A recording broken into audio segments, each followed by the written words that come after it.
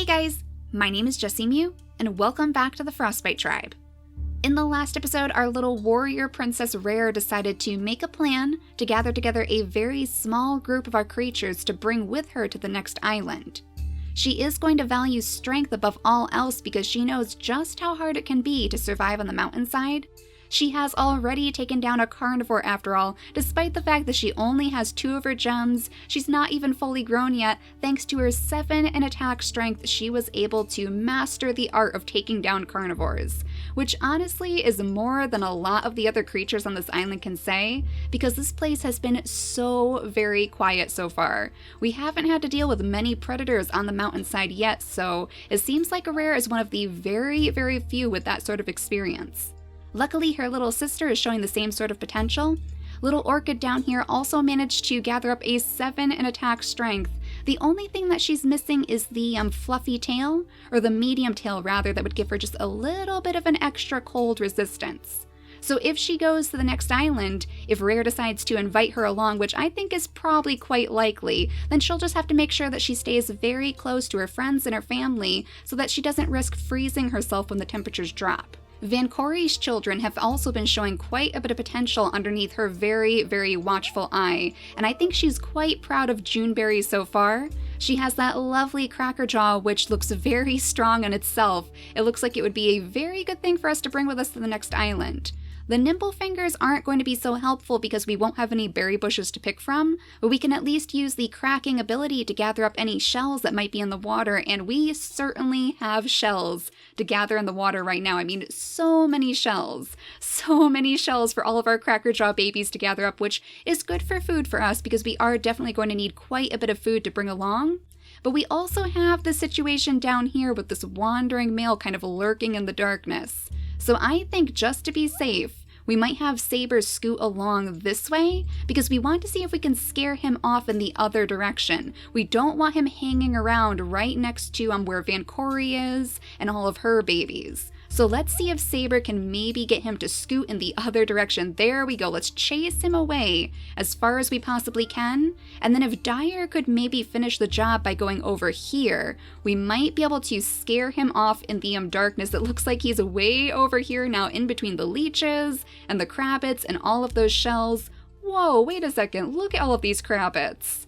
Tons and tons of crabbits. Like, I guess we should have been paying a little bit more attention to the ocean in this playthrough because it certainly seems like we have quite the bounty over here. We also need to make sure that Belladonna can have her baby in this turn. So let's scoot Juneberry. Let's actually have her come over here where her father is so she can pick up some of these shells.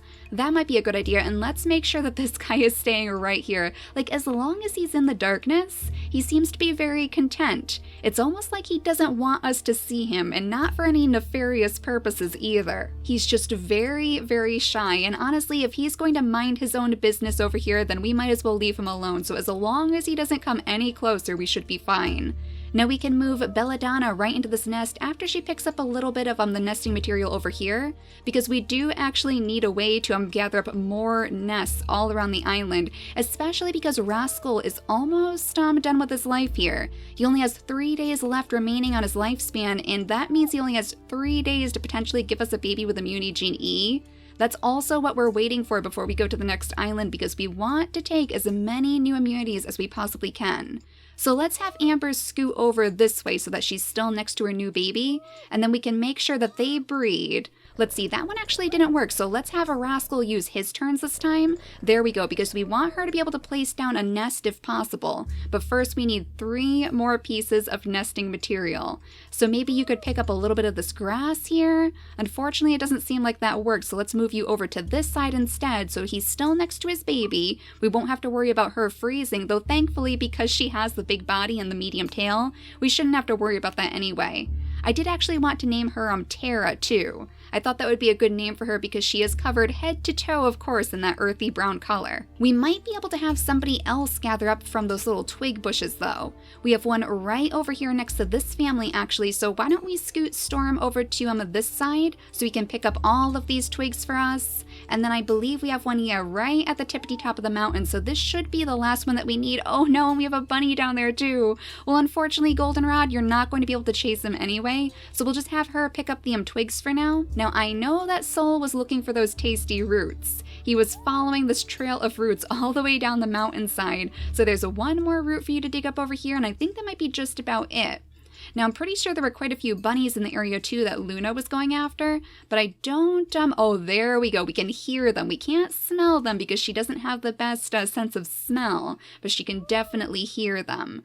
So for now, gather up some of the acorns because we do need the extra food. And then why don't you lunge down the shore? Oh no, if only we kept that extra turn. But look at this. We have an absolute feast over here. We have shells, we have bunnies, we have crabbits, and we even technically have leeches too. Because if Luna did get a little leech, then we could add it to our stores if her brother took it off. So even though all of your tasty roots are gone, you're still going to have plenty of food to gather up with your sister.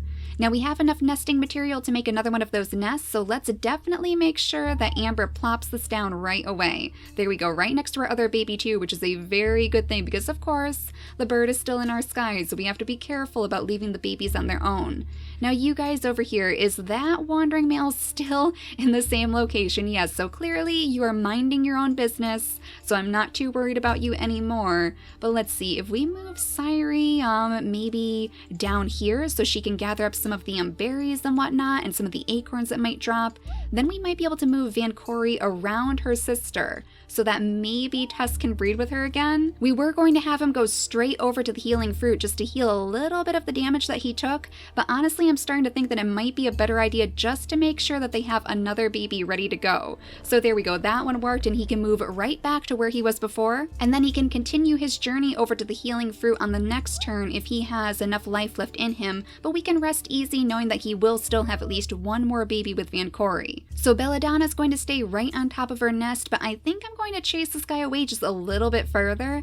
That way we'll be able to move Sairi closer to the tree without worrying about her getting the attention of the wandering male. So let's move Dyer down the shore and just try to startle this guy further into the darkness. I mean, honestly, I think it's working. He's going straight into the ocean, actually. We're going to have to leave him there, though, because there are too many leeches and nobody with the ability to actually take that off of him right now because they're all out of energy.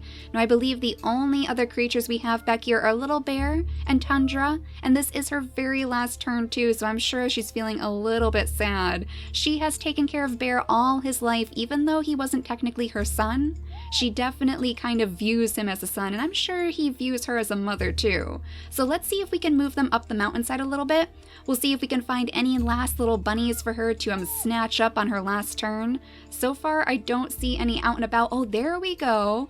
Oh, one is sneaking inside that hot spring again, trying to stay toasty warm. So let's move you guys around this way. In fact, if we set Tundra up right here, there we go. Now we can scatter the bunnies. Excellent. So you get to watch Bear on your very final turn take care of one last bunny. You can rest easy too, knowing that you have taught him very, very well. She taught him everything he knows. So we can gather that up on the next turn, and I believe that's all of the safe turns that we can really make. So let's just make sure that the mutation menu is set up correctly for all of the babies about to be born. We have Belladonna, of course, with her no paw, which is a little bit of a concern, but we do want to make sure that the ram horns and the medium tail, things like that, are popping up on their babies because we want them to look hardy enough for the mountainside in Rare's eyes. So let's see what Belladonna's first little baby is going to look like. We can hope that it won't have the no paw, but I think it actually might. Yeah, you definitely have the no paw, and I think I heard somebody get hurt too.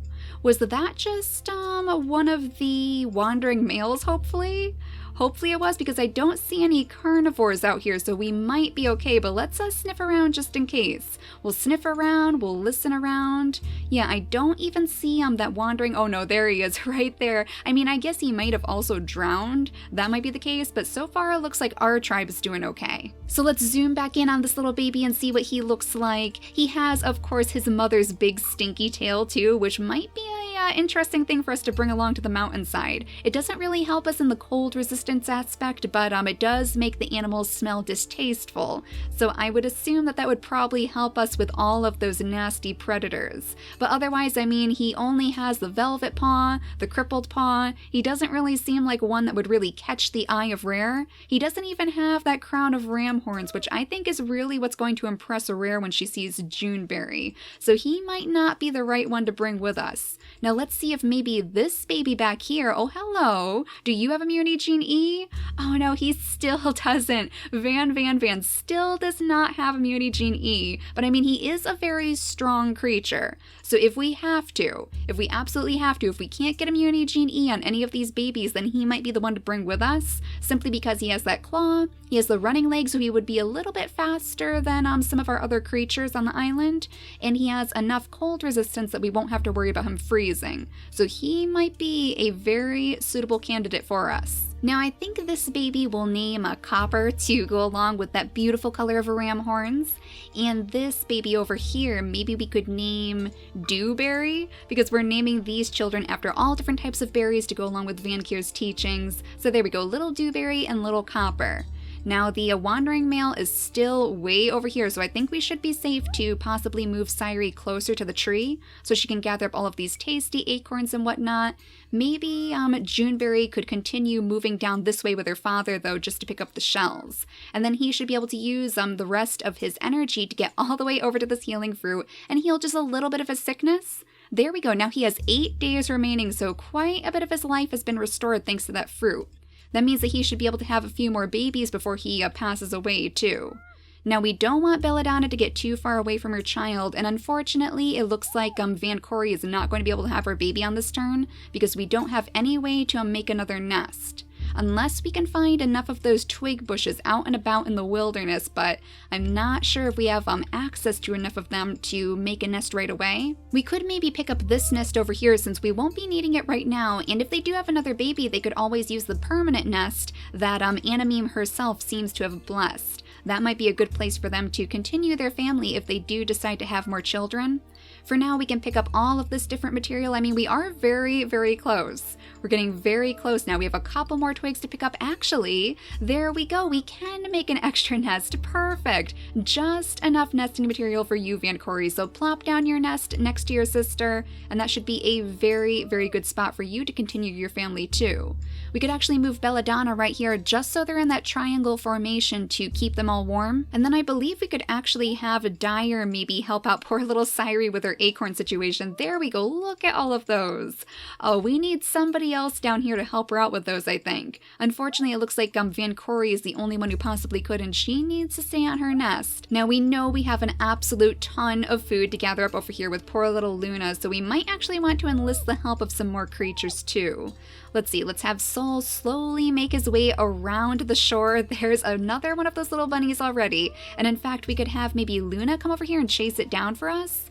There we go, quite a few bunnies over here on these ports. That's quite interesting. I wonder what that means. We could have Buttercup come down here to help her out too, because we are going to need someone over here to scare the bunnies on this side. That means it'll be Storm's job to watch after their 2 little children, though honestly, I have a feeling they're probably going to be doing more protecting than he is. If anything jumps out at them, then it won't stand a chance against our 2 little warrior princesses. And then let's see if we can try one more time to have a baby to inherit the immunity gene E. This is one of your very last chances, Rascal. He only has 2 more days left on his lifespan, so let's cross our fingers that this is finally going to work, because otherwise we're going to have to find a different family to fill some of those final ports. Now I believe that's also all of the safe moves that we can really make for today, so let's see if this is the one with immunity gene E. Cross your fingers that this is going to be the one. Oh, she has the cracker jaw this time, and still no immunity gene E. Oh no. Oh, I'm starting to get worried that we might not be able to bring it with us after all. We do have quite a few little bunnies that seem to have spawned in the meantime though, so before we make any moves, we'll have to make sure we gather up those. And look at this guy. Oh my goodness, that bright orange fur. That is very, very surprising. But at the same time, he does have that big body and he has a stinky tail too. So even though he looks like he would stick out like a sore thumb on the mountainside, he might actually do a pretty good job of keeping some of the nastier creatures away from us. That is a possibility. We might have to look into possibly bringing him along with us. But first, let's sniff around a little bit just to make sure that nothing is in the area. And yet again, it is very, very quiet and peaceful on the mountainside. And look at that, Rare is all grown up too, so we can officially give you your special combination of gems. You can ascend to the rank of an official queen of the mountainside. Now she can truly start calling all of her tribe mates together too, but first let's make sure we take care of some of these bunnies. Let's have Goldenrod jump on this one right over here, and then we had another one way down here, I think, munching away at some of those berries. We might actually be able to have some of the children take care of that maybe. It's just a little bit too far away thanks to all of this grass in the way, so I guess maybe Bear could chase it down like usual. There we go, we managed to gather up one of them. I think the bunny was actually talking to the mole, wasn't he? There was definitely a mole there. That's quite interesting. So the bunnies and the moles are sharing secrets. Somehow that sounds a little bit worrying. I wonder if they're planning some sort of revolt against us. Probably a good thing that we're planning on moving pretty soon then if that's the case. Let's scoot Scamp right down here so he can gather up, oh my goodness, all of these shells. Every last one. You are going to be feasting in just a moment. And then we can scoot the babies around because, again, this is Rascal's very final turn, so truly his last chance to have a baby with Immunigene E. If not, then we're just going to have to pick one of his other babies, and I think that Copper would probably be the best one thanks to his strength. But we'll get there when we get there, and for now we could possibly move him right on top of this stump right here, just to light up the area a little bit more for us, to keep us safe, to make sure there are no carnivores sneaking around in the grass somewhere around his family. Now name-wise, I think we'll name our very, very brightly colored baby over here Huckleberry. That would be a very cute name for one of our little berry babies. And then this one over here we need to find a name for too, with her digging claw. She's going to be just like her brother actually, without any sort of harvesting ability. So she's only going to be able to gather up these shells and possibly dig up some roots. I think we'll go ahead and name her Opal. And then we'll go back to making sure that our little warrior princess, or our warrior queen now technically, is making her way safely up to the very tippity top of the mountain, right where we were planning on hosting our little gatherings before. So we can say that she is officially giving out her calling to the rest of the tribe to gather together if they want to potentially move on to the next island. And I think we definitely want to have a Juneberry make her way up there as fast as possible. So let's have her scoot up this way past all of these berry bushes that she knows so well. We could have Tusk actually gather up a few of them before he goes back to his family. Now Belladonna should be able to take care of both of these babies, so Van Corey can make her way over here to hopefully pick up some of these little acorns on the other side of the tree. We have Saber sitting between all of these berry bushes too, but unfortunately he won't be able to pick up from them. But he can dig up some tasty roots. It looks like some may have actually spawned. Excellent. Okay, so you were in a pretty good location after all. Very, very good. And your brother, on the other hand, might want to maybe make his way up the mountain just to try to track down some bunnies. We don't really have to worry about the wandering male anymore because it seems to have disappeared, so let's have you start making your way up the mountain. There we go. I knew you were probably going to end up scaring some bunnies. Unfortunately, he's not going to have enough energy to actually grab it, but we could probably scare it a little bit further up the mountainside if we have him move right here. There we go, just to kind of lead it a little bit closer to where everyone is already gathering, so we could probably have one of them scoop it up instead. Now let's see, little Orchid, you definitely want to follow your sister. Let's actually sit her inside the hot spring for now. There we go, since we do need to make sure that she is staying warm. And then Storm could come up here too, just to support his children like he was before. We'll have him gather up some of these little twig bushes too for the extra nesting material, and he'll stay there to hopefully snag some extra little bunnies. Now Tara, you can move away from the nest since you are old enough. I suppose we might as well have her go hunting too then. She could move up here around all of these rocks and whatnot, and all of the other babies are going to stay very, very close to their mother. Now you guys back here, I can't forget about you. Do we have any leeches on any of you? First of all, just to make sure, it looks like they're all doing okay. So where did the bunnies go? That is the question. We have a little bunny right here. A little bunny right here still. Okay. So grab up your meat, Luna, and then jump right here.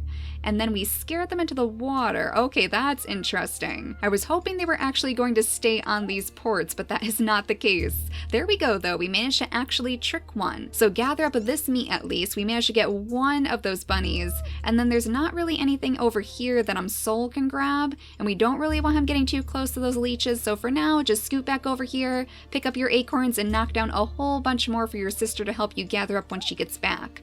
We'll move her back over here too, so we can keep an eye on this little bunny burrow, just in case any more little bunnies decide to spawn. And I think we might be just about out of turns here.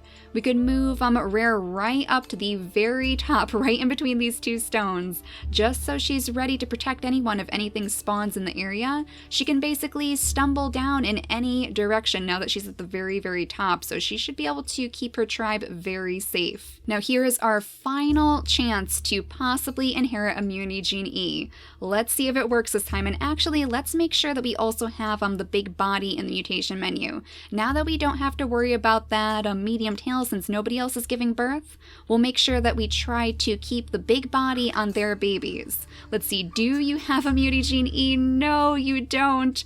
Oh, we missed our chance. Despite all of the babies that we had in this family, not a single one carried the immunity gene E. That's a little bit unfortunate, but I mean, we do have a possible candidate to take with us in Copper, so I think he will probably go to the top of the mountain along with all of the other creatures to see if he is one of the ones who is chosen to go with Rare to the next island.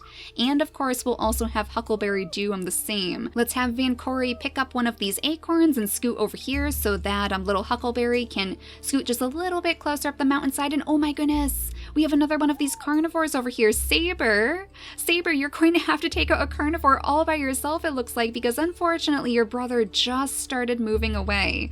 Is there anything else out here that we have to be concerned about? No, just the carnivore. And it looks like that wandering male finally passed away too, right in the middle of the ocean, which is a terrible spot to be. Was he trying to go after one of those shells maybe? Very, very strange, but at least he didn't bother us. At least he was just minding his own business. So Saber is going to be able to poison this carnivore too, but he's not going to be able to take it out completely. So we'll have you scoot up the mountainside a little bit just to stay a little bit further away from it, though I am a bit concerned that it might actually hit him. He might not be far enough away, and we don't really have anyone else in the area who could help him out. Let's have Dyer at the very least come down here just to offer his backup, just like he did for Rascal actually. This is kind of repeating the process that we had with Rascal and his carnivore. Now, oh my goodness, Scamp, please pick up some of these shells. We have so many down here for you to collect. Now his little sister will be able to help him out too when she gets a little bit older. For now, she could toddle right over to this space, and we can have Amber sit in between them just to keep them warm. But Copper is on a different mission, and thanks to that running leg, he should be able to get up there very, very quickly. One of the first to join Rare, actually, which is probably going to gain him a little bit of favor in her eyes, even though he's slightly weaker than they are. It means that he'll be an excellent hunter and an excellent bunny chaser when it comes time for them to gather up food. And Goldenrod, speaking of which, why don't you jump on this throne right here just to try to spy some more bunnies out and about? It looks like we may have chased them all away so far, except for the one that Bear already gobbled up inside this hot spring. There we go. A little bit of extra food for you too. Now Bear, I suppose you could scoot up, oh my goodness, to this throne. There we go. There's all the bunnies. You're all hiding over here. We could possibly have Storm chase a couple of them down, at least one of them, and we're kind of chasing them straight into Vankir's followers too. Though they're not as interested in the bunny meat, so I'm not sure if they're going to appreciate that. In fact, the bunnies are more likely to steal all of their precious berries. Now, Juneberry can take on her very final gem before she continues her way up the mountainside, and I think it's safe to say that we may have found our 5 creatures that we're going to take with us. We have a Rare, of course, we have Orchid, her little sister, we have Juneberry with her lovely crown of ram horns too, which I think is probably what Rare is going to see first. The crown of ram horns that connects her to Animeme, even though she is technically one of Vankir's followers. Then, of course, we have the very, very unique Huckleberry, who, even though he doesn't look like he's the strongest, has that stinky tail, which will hopefully ward off some of the predators that we're going to meet on the mountainside. And last but not least, the lovely Copper with his running leg, which should definitely help us catch all of those pesky bunnies and make sure that everyone is fed.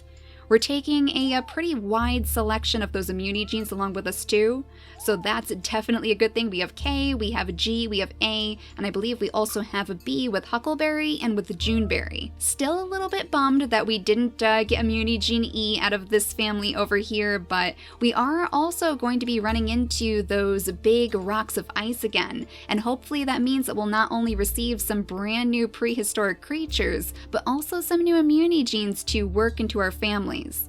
So in the next episode, Rare is going to make some of her final preparations for the new island, but for now, thank you all so much for watching, and I'll see you all next time. Bye guys!